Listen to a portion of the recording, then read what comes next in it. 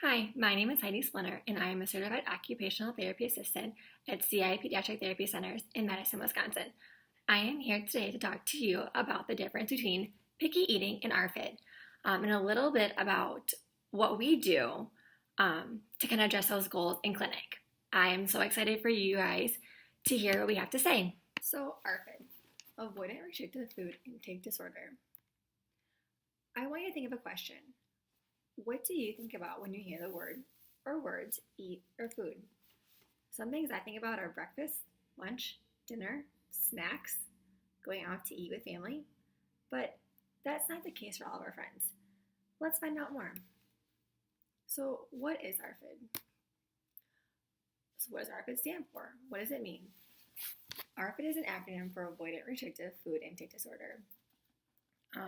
According to the DSM-5, it is defined as an eating or feeding disturbance as manifested by persistent failure to meet appropriate nutritional and or energy needs associated with one or more of the following.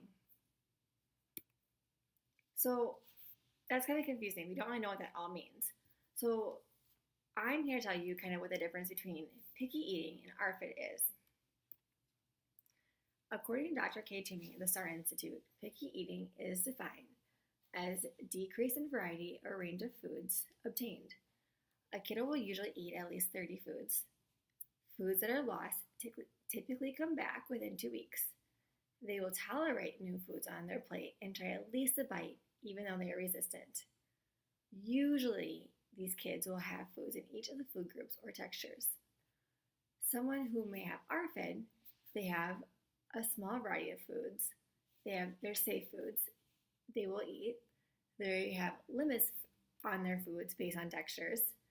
They feel scared to eat foods, which could be related to previous trauma, such as choking.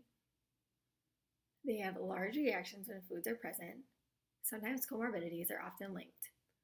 Range of foods continue to decrease over time. So, how do I know when I should get a referral? Some things to consider. Am I noticing large reactions to foods being present during mealtimes? Is my child consistently losing foods and not gaining them back? Are they losing weight and falling off their growth chart?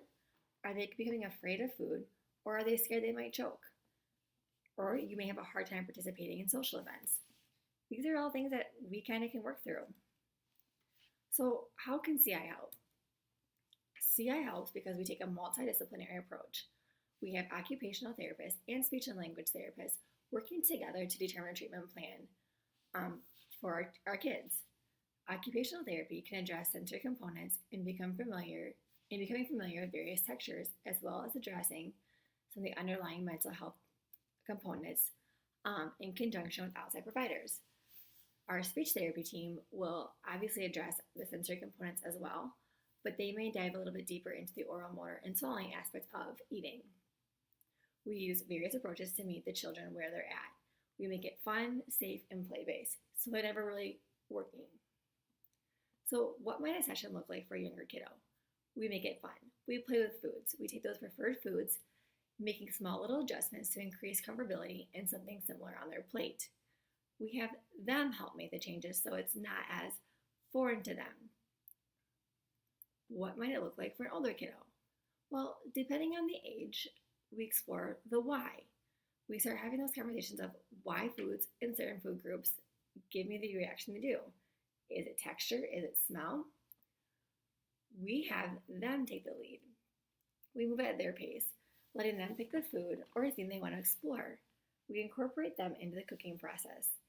If they are having a hard time maybe working with the food cheese, we may say, all right, like you can make the macaroni aspect of the meal, but I'm going to add the cheese in, and just getting them comfortable with combining those foods and having that food present is a big, big step. We start to think about strategies. How are we able to sit at the table with the family for 5 minutes while we're working through these things? How can I eat with my family? Because sometimes we don't want to eat in front of people. How do I handle being in a lunchroom with the different sounds, the smells, the foods being present? How do I gain confidence to eat with my friends? And thinking about questions such as, what can I do to continue to make progress and be social with my friends, because that's huge. Eating is such a social thing, and we want everyone to be comfortable and confident eating. So, taking a look at that question and exploring different strategies of how we can make that work. So, that was a lot of information kind of thrown at you in a short amount of time. There is so much more to be said and to be learned. So, if you have any questions or want any more information, please don't hesitate to give us a call. You can check us out on our website, our Facebook, or Instagram pages. Here are a few other resources that you may find beneficial to continue your learning about ARFID. I hope you guys learned something new today, and I look forward to hearing from you.